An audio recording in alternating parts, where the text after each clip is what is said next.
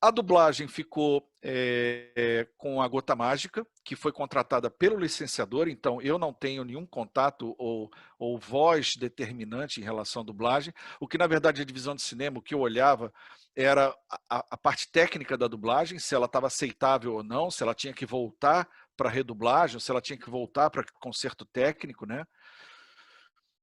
Muito contato com o meu querido Gilberto Baroli, que dirigiu a dublagem, né? Que uma pessoa maravilhosa que sofreu um bocado, quer dizer, sofremos, né, os dois, porque o atraso dele gerava o meu atraso.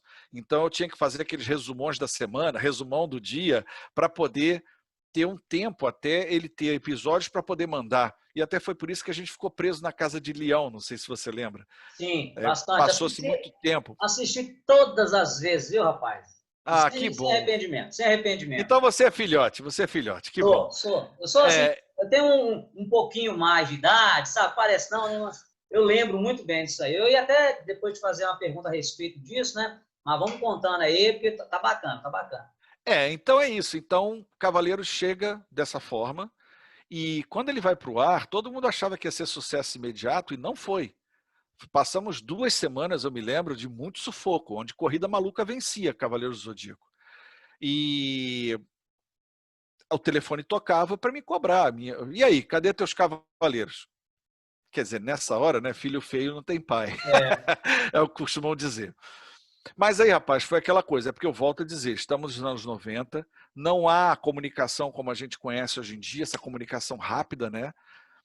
Na verdade, tinha que ser tudo viralizado, então a criança tinha que se interessar, uma delas, a outra conversar com a outra, no sim, colégio sim. colecionar o álbum de figurinha, ver o boneco na loja, e aí já não se brincava mais na rua, ia para casa um do outro ver desenho animado, e aí sim essa coisa foi. Mas eu digo, um determinante para isso dar certo, além de ficar preso na Casa de Leão, foi a Xuxa ter mostrado o CD, né? É uma coisa muito marcante aquilo, porque eu vi ao vivo, né? Eu estava chegando na emissora e Uhum. tô ouvindo o Xuxa alto lá nos corredores da Manchete, falando, tá vendo? Por isso que não dá certo, nego ficar deixando ligado na concorrente alto desse jeito.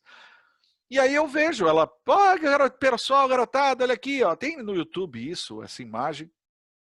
Ela estampa o CD dos Cavaleiros assim, e entra a Larissa e o William, que hoje em dia são dois bons amigos, cantando, né? Tem sempre alguém no cosmo ajudando o Cavaleiro a vencer, e vem os caras fantasiados, que nem chamava de cosplay na época, vem os caras fantasiados descendo uma escadaria, e aí eu falei, meu Deus do céu, que loucura, porque nessa época o Boni, que é a época Boni, né?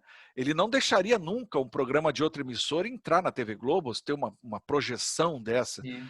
E eu falei, nossa, isso aí vai determinar o nosso crescimento, e não deu outra, cara. Cavaleiros foi para 2 dígitos, a gente passou a dar 10, 11, 12, e aí quando saiu da Casa de Leão, né, quando é anunciado lá pelo Eloy de Carlo, a voz da Manchete, semana que vem, episódios inéditos de Cavaleiros do Zodíaco, cara, isso assim foi um buchicho. Todo mundo queria anunciar dentro de Cavaleiros do Zodíaco, os bonecos venderam uma baba. O licenciador ria à toa, estava rindo de orelha a orelha. Ele vendeu 4 vezes mais do que ele esperava vender. Dizem as más línguas que ele teve que fretar um avião para poder trazer da Ásia mais bonecos, pelo incrível que Eu pareça. ouvi algo parecido mesmo, para poder atender Que ele... demanda, né, ali perto do Natal, por exemplo, tinha que trazer muita coisa. Renato, eu tive essa experiência. Eu, quando falavam muito sobre isso na época, eu fui numa loja de brinquedo e falei para a moça assim, eu queria comprar um bonequinho desses dos Cavaleiros, né? Aí a mulher, sim, por favor, nós temos. Eu falei, legal, eu queria o Ceia. Logo o Ceia, né?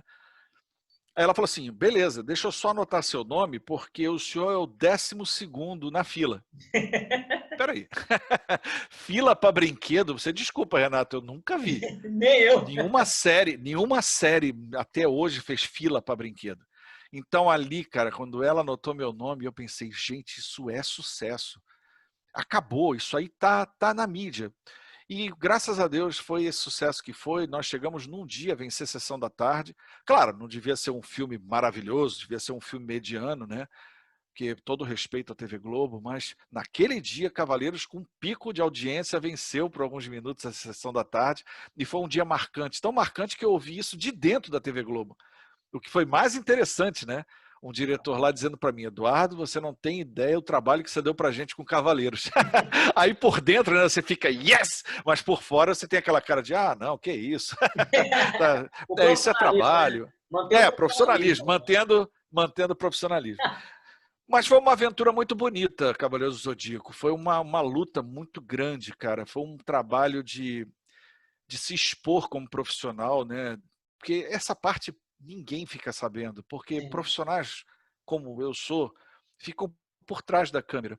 E isso pouco vaza para a mídia, a não ser num caso como esse, né, excepcionalmente, e a gente pode falar um pouquinho dos bastidores. É um desgaste muito grande porque você está lidando com o dinheiro dos outros, literalmente. sim. Então as suas decisões custam muito dinheiro, muito dinheiro. E É porque pessoas depois. dizem assim, ah, porque a Manchete ganhou os Cavaleiros do Zodíaco, exibiu de graça. Cara, isso é a maior loucura falar um negócio desse, porque nunca é de graça. Um contrato de permuta, ele negocia com o que tem de mais caro numa televisão, que é horário de televisão. Você imagina se Cavaleiros não desse certo, 22 minutos de fracasso no ar. Sim. Isso é muito sério, cara. Um contrato de permuta é muito sério. Quer dizer, para os leigos, né, para o monte de leigo que tem por aí, vem sempre essa ideia de a Manchete exibiu de graça para poder vender brinquedo. É o que eu mais ouço. Uhum. Só que isso é um desrespeito, porque não é isso que acontece. Se você tem 30 segundos em televisão, que já parece uma infinidade, imagina 22 minutos de um fracasso, com um monte de pílula de 30 segundos pela programação inteira, que era o contrato rezava. Não, é que hoje a gente tem um entendimento maior de saber que não é simplesmente pegar um desenho, pegar um filme e jogar na televisão. Né? Há um trâmite muito mais complicado por trás disso e tem pessoas responsáveis que têm que estar quebrando cabeça, se reunindo, como você falou, com licenciadores, outros representantes, né? Até que a gente realmente consiga ver. Então, alguns acham que é fácil, mas hoje sabemos muito bem que não é. Eu nunca me esqueço de uma tia minha, que, coitada, na santa ingenuidade dela, na época das videolocadoras, né? Ela liga para mim lá no trabalho, na manchete, diz assim, Eduardo, olha, eu tô te ligando rápido, porque abriu uma locadora aqui do lado de casa, corre aqui que tem um monte de filme bom para você pegar. Aí eu fiquei imaginando, você imaginou eu, o cara da Globo, o cara do SBT, da Bandeirantes, disputando o filme na videolocadora. É meio loucura. Mas, coitado, o público não entende como funciona a televisão e como é caro qualquer decisão que você dê. Qualquer decisão que você toma, e a direção geral e os donos, né, principalmente porque lá na TV Manchete a gente lidava muito com dono, né? Então é complicado isso, porque você vai ser cobrado.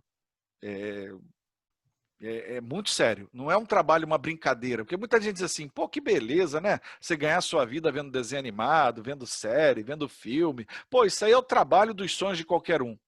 Não é Sim. não. Não é não porque, principalmente, o seu gosto pessoal, gosto próprio, não pode existir ali. Você tem que entender o teu público.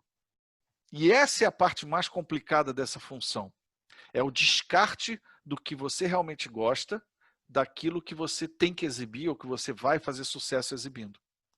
Agora, Eduardo, Diga. com Cavaleiros, então ali você já tinha uma programação consolidada ali com Tokusatsu, que você já tinham conseguido renovação de contrato, Tokusatsu mais recentes da época, e uma força muito grande, que foi Cavaleiros, que deu uma representatividade maior ainda para a emissora, principalmente na programação infantil. Agora vem a grande responsabilidade de se manter, porque depois dos Cavaleiros vem outros animes, né? Como é que era assim a cabeça do Eduardo ali naquela época? Pô, chegou um novo produto. Na verdade, o que acontece? Eu recebo uma ligação da direção-geral da casa, no qual eu acho que você é elogiado, né? E ele diz assim, Eduardo, maravilha, agora precisamos de mais cavaleiros.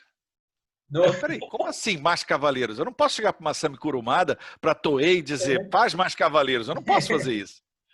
Mas começou uma busca, né? Aí, claro, contato com o comercial de São Paulo, com o Osmar Gonçalves, né? Falando com ele, falando com a direção de programação, falando com todo mundo, para buscar séries ou ver no mercado quem poderia ter produto para eu avaliar que fosse similar. E aí entra Shurato e Samurai Warriors Sim. nessa onda, porque o que acontece? Quando essas séries batem na minha mão, eu olho e digo, tá aí, realmente, fala de Cavaleiros sem o brilho de Cavaleiros. Porque entenda, Cavaleiro do Zodíaco, ele fala de coisas arquetípicas, coisas, o inconsciente coletivo, é aquela coisa que todo mundo fala. Quem nunca perguntou o signo de alguém? Quem nunca falou de um deus grego? Quem nunca teve um amigo que você teve que comprar uma briga com ele? Sim, sim. Então são temas universais. Já o Shurato, por exemplo, ele lidava com a cultura hindu, o que é uma coisa completamente hermética, porém de uma maneira belíssima, né? As armaduras diferentes, bacana. E o Samurai Warriors lidava com a cultura dos samurais, japonesa, mais interno. Porque o que Sim. acontece, Renato, em televisão, TV aberta principalmente, quanto mais você nicha, quanto mais nicho você faz, ou melhor, quanto mais um público específico você tem, muito difícil você vai ter uma grande audiência, porque o resto todo sai fora. Então, para a TV aberta, o grande negócio é você ter algo que fale a língua de todo mundo, ou a da maioria das pessoas. E foi isso que Cavaleiro do Zodíaco conseguiu, falar com muita gente, criar hábito com muita gente.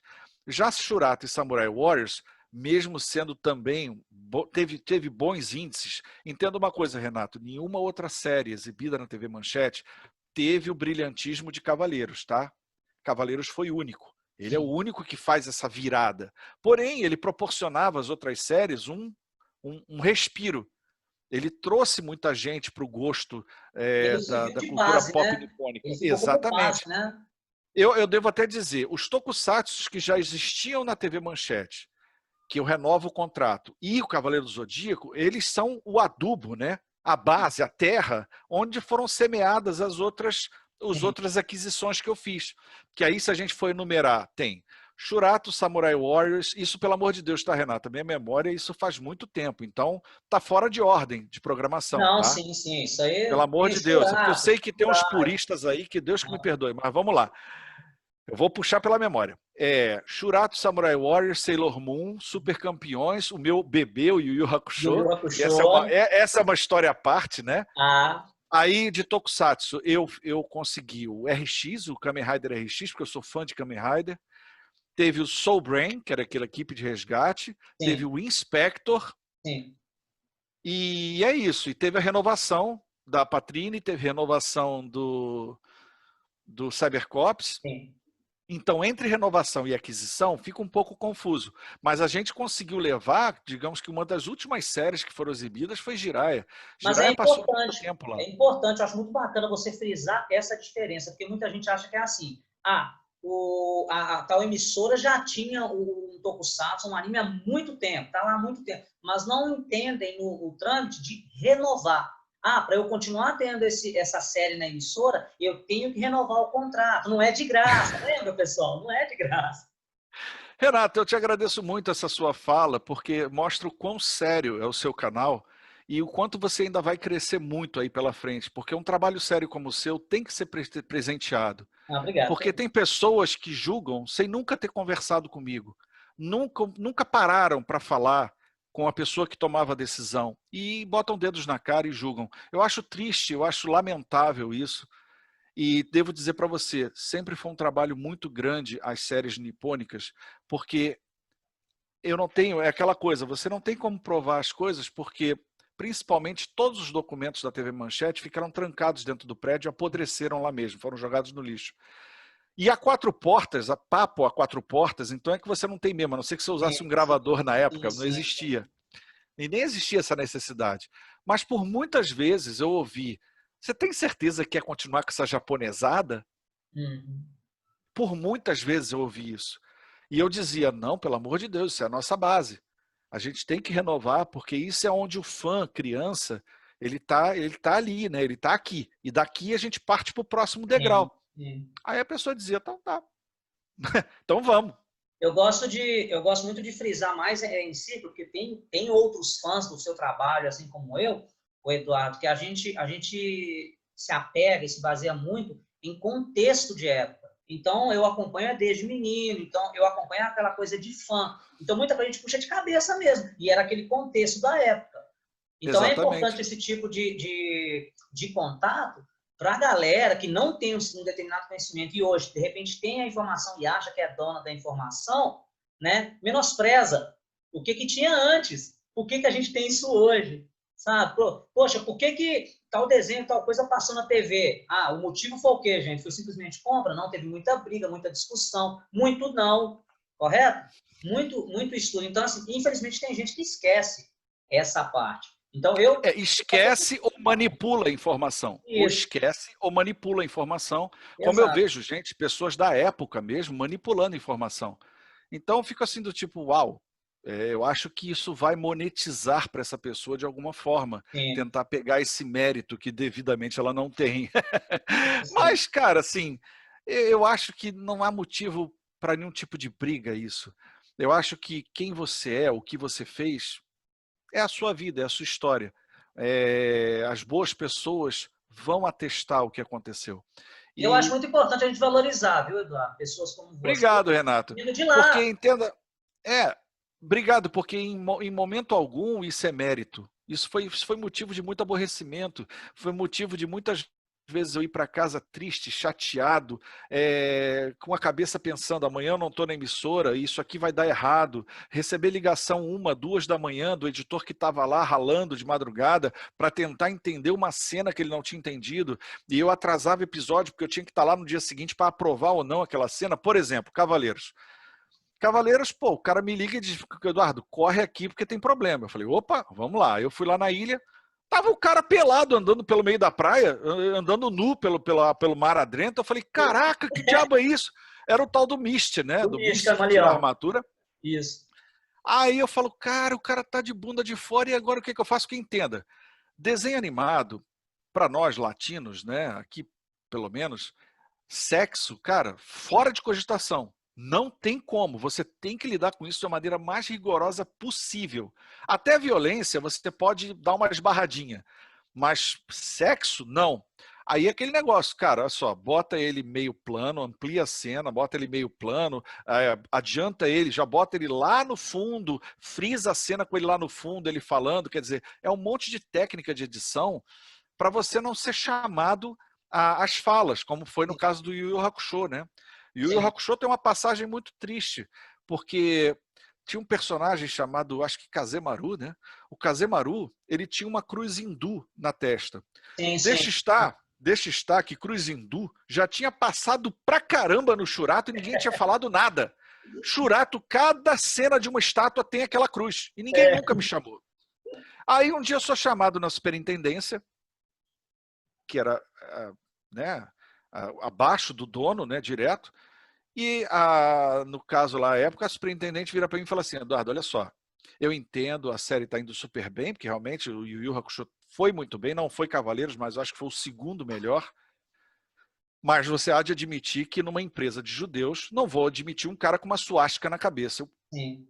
Caraca, aí sabe quando o teu mundo desce assim, que você fala, meu Deus, como assim? Aí eu falei, mas peraí, aquilo não é uma suástica, aquilo é uma cruz hindu. Aí ela, não, mas eu não quero saber, porque o pessoal tá ligando para cá. Eu falei, olha só, e se eu tirar essa cruz da cabeça dele, posso continuar com a série? Ela falou, peraí, como assim você vai tirar a cruz da cabeça dele?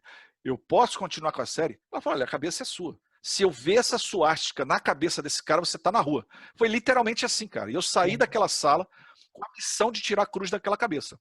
Chamei o melhor editor, meu querido Luiz Paulo, que infelizmente não está com a gente de novo, que era editor do Cinemania, era editor de diversos programas da casa, o cara sensacional, o melhor que tinha, né? Aí eu falei, ô Luiz Paulo, a gente vai tirar essa cruz da cabeça desse cara, me dá uma solução. Porque ele era o editor, né? Aí, como a gente estava com Cavaleiros no ar, a divisão de cinema teve um prestígio maravilhoso por causa de Cavaleiros. Aí nós pegamos o melhor, nem era uma ilha de edição, era um suíter mesmo, era uma coisa muito tecnológica, era enorme aquilo ali. Porque lembrando, o Adolfo não economizou dinheiro quando ele colocou a parte técnica da Rede Manchete, né? Ele investiu mesmo. E aí falamos, olha, vamos lá. E a gente pegou um efeito lá que tinha com joystick, a gente criou uma bolinha com aquilo. Antigamente você tinha aquela coisa de primeira parte, segunda parte, epílogo, né? Era montado com essa máquina, que fazia uma máscara amarela ou da cor que você quisesse. Nós fizemos uma bolinha, fizemos a cor do Kazemaru, porque ele é um pouco mais escuro, né? Uma cor. Na verdade, depende de cena, né? Então você tinha que ficar mudando a cor daquela bolinha. E como ela tem um joystick e o anime ele mexe mais o background do que o personagem na frente, a gente teve como ficar marcando kill a kill, né, que é o ponto de entrada e o ponto de saída da edição, para fazer aquele frame com a bolinha na testa do cara. Então, se o cara ia fazer isso aqui, o joystick com a bolinha tinha que acompanhar. Cara, foi uma colcha de retalho para fazer aqui. Olha, foram madrugadas e madrugadas virando, supervisionando. Às vezes eram 10 kills por take, por sessão, por takezinho, né? Pra gente poder tapar. Porque o Kazemaru, acho que ele apareceu, não sei, uns 3 ou 4 episódios direto. Sim, e o que acontece? Como nessa época, volto a dizer, não havia comunicação como há hoje em dia, eu não tinha como abrir um YouTube ou abrir um site e ele me falar o que acontecia. Então eu tive que contar com amigos para me falar isso. E um grande amigo que me ajudou foi o Sérgio Peixoto, editor da revista Animax. Grande Sérgio, grande Na Sérgio. época, o Sérgio Peixoto, essa pessoa maravilhosa, Também que acho. na época foi um grande parceiro, uma pessoa que era ele era minha Wikipédia nesse sentido. Era engraçado porque ele não era funcionário da Manchete, mas eu tratava ele como funcionário. Aí eu pegava o telefone e dizia: ô, Peixoto, e aí, cara, eu preciso dessa resposta para agora, eu preciso agora. E, cara, eu tô trabalhando, não tô podendo dar resposta. Mas eu preciso para agora, eu vou entrar em reunião, você não tá entendendo? E ele, coitado, se virava como podia. Hoje em dia a gente até ri disso, ele nem tanto. Mas eu rio bastante. Então, o que eu não conseguia de informação por aqui, eu tinha que pedir a ele informação, e foi um grande parceiro nesse sentido. E ele me falou: Eduardo, o Kazemaru aparece num arco. Ele fica do episódio tal ao episódio tal. Eu falei: beleza, desce esses episódios, vamos acabar com essa cruz hindu. E não deu outra, Renato. Nós conseguimos fazer isso. Graças a Deus, a série pôde ir até o final. Aí a superintendente passava por mim e dizia assim: como é que você fez esse negócio, hein? Aí eu falei: olha, deixa. Tá, tem a cruz? Ela: não tem mais a cruz. Então deixa. É muita responsabilidade. Cada passo que você dá, quando você está atrás da mesa, responsável pela divisão de cinema de uma emissora, não é uma brincadeira. É algo que a cada segundo você pode ser demitido de fato, porque você vai fazer um erro grave e esse erro vai para a tela. Ele não tem volta. Uma vez transmitido, um abraço. Entendeu? Então, é isso. Você teve dias assim, eu tenho certeza, que na hora que você estava na sua mesa e chegava produtos, né, chegavam, digamos assim, novas alternativas para você dar o segmento ao sucesso, né? Passou-se muitos animes, como desses que nós falamos, né? E passou também a grande programação do US Mangá, ali de 1996, que aí trouxeram animes com conteúdos um pouco não, muito mais sérios, correto? Com conteúdos mais pesados. Tá? Juntando isso tudo, rapaz. Então, vou te fazer duas. Como foi lidar com o produto US Mangá e desses animes todos que você conseguiu mexer ali, desdobrando, desses aí que você trabalhou, qual é o seu preferido? Então, eu vou pelo mais fácil, pela resposta mais fácil. Meu preferido é o Yu Yu Hakusho, por motivos óbvios, né? Primeiro, porque eu adoro os personagens, eu adoro a dinâmica da série. Eu acho que são personagens que perdem aquele glamour do herói e eles são pessoas, aquele outcast, né? Aquela pessoa que não tem tudo para dar errado, mas eles são heróis. Eu acho bacana isso. A transformação do Yusuke Urameshi é muito bonita, né? Daquele moleque, daquele cara de gangue, daquele cara que todo mundo tem medo para um herói de fato.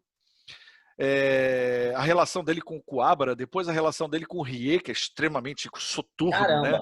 Caramba. E depois o Kurama também, são um personagem fantástico, muito bacana. E todos esses vilões, o Toguro, o Sansui, quer dizer, toda essa mística de Yu Yu Hakusho me comprou. Tanto que eu digo que, aliás, para a galera que quiser conferir, se você me permite, lá no Projeto Cinevisão, o meu programa número 100, ele é dividido em duas partes que eu gravei lá no YouTube Space, está um programa muito bonito, onde eu falo toda a origem com detalhes, entrevistando os fãs que me levaram a fita, né, do Yu Yu Hakusho, porque ele vem ao contrário, ele não vem do distribuidor, ele vem do fã.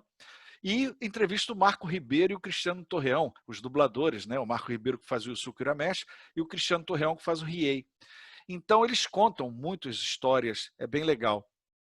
Mas o Yu Yu Hakusho, ele é interessante porque é justamente isso. Um fã consegue contato com a gente e fica muito lá, né, no prédio com a gente, falando também, eu tirando muita coisa dele, né, conhecimento, porque todo mundo que conhecia um pouco disso, eu tinha que tirar essa informação.